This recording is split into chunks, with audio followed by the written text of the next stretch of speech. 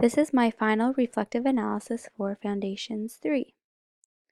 Throughout my 4 semesters in the Bachelor of Education program, I have continually been reflecting on what I want my vision of teaching and learning to look like, sound like, and feel like. Back in my first semester, I described teaching as sharing your passion with your students and making learning fun, being able to make a positive impact on their lives and enabling them to not dread learning but grow to love it. And I described learning as being able to further your knowledge and personally grow from a lesson. It is asking questions and being eager to engage, collaborate, and study an area of interest. In my last reflective analysis in semester 2, I referred back to these statements I made in my first semester and explained that I still believe in these statements, but I had acquired more knowledge to help expand my vision. Now, with 2 more semesters of learning, I have more experience in education, which has once again allowed my vision to mature. The areas that added to my vision include confronting implicit biases about teaching and learning, Indigenous education, and further knowledge on classroom management development. In week 1 of semester 4, my response to the question, why is it important to confront our implicit beliefs and deeply rooted assumptions about teaching and learning in general? Answering this allowed me to understand that everyone comes into the teaching profession with implicit beliefs. These beliefs shape our professional practice and guide the everyday decision we make about what and how we teach. In my letter to my future self, I explained that problems occur when we cannot see our biases within ourselves. Therefore, my vision of teaching focuses on me confronting these biases by doing things such as starting with an online test to see where my biases are. I can then use useful practices such as getting somebody to observe me when I teach to see who I am calling on in class. I can also do self-auditing to see who I instantly replied to on emails, who is a part of my professional social network, and who I spend time with regularly. My vision for my students' learning is for them to be in a safe and equitable place. Therefore, I should be prepared to recognize and counter these implicit biases.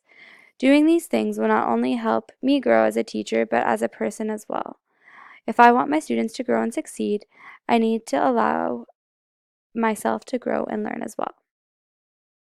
My other letter to my future self about Indigenous education, in the words of Mary Sinclair, gave me an area to reflect on as well.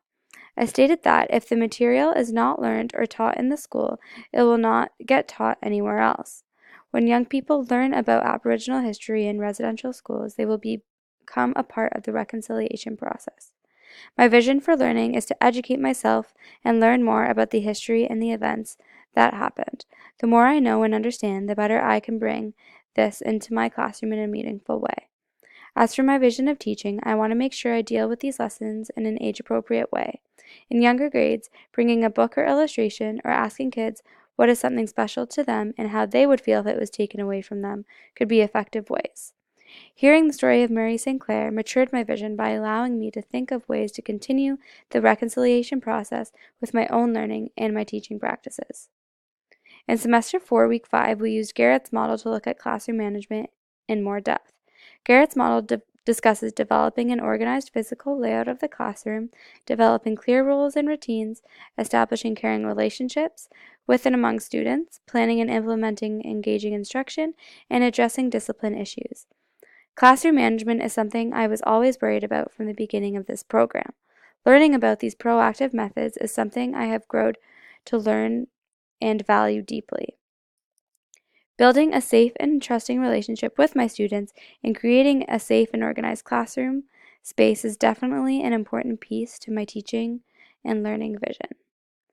As I come to the end of my Bachelor of Education program, I have 3 goals that I'd like to make for my professional career. My first goal is to incorporate mindfulness practices into my classroom. There has been a growing amount of research about the benefits and effects of being mindful. This supports my vision of teaching and learning, as this creates a safe environment for my students, and it could be used as a classroom management tool, and I could integrate being mindful of Indigenous history with this as well. Another goal of mine is to journal and reflect upon each of my days. Self-reflection can be a powerful tool that can really transform my teaching. This supports my vision. As I said, I'd like to confront my implicit biases, therefore journaling could be a way to address these. Also, since I will be supplying at the beginning of my career, it will be really useful to reflect upon what I am noticing in the classrooms of various schools, as well as how my teaching practices differs depending on what school or what grade I'll be in. My last goal is to incorporate inquiry-based learning. It can be difficult, especially in my early years of teaching, to fully incorporate inquiry, but my goal is to bring it in at least a couple of times. Although my vision has matured, I still stand by what I said at the beginning of the program, when I said that I want my students to grow to love learning. Inquiry-based learning allows students to wonder and use their creativity skills to address their wonders. That is the end of my reflective analysis. Thank you for watching and listening.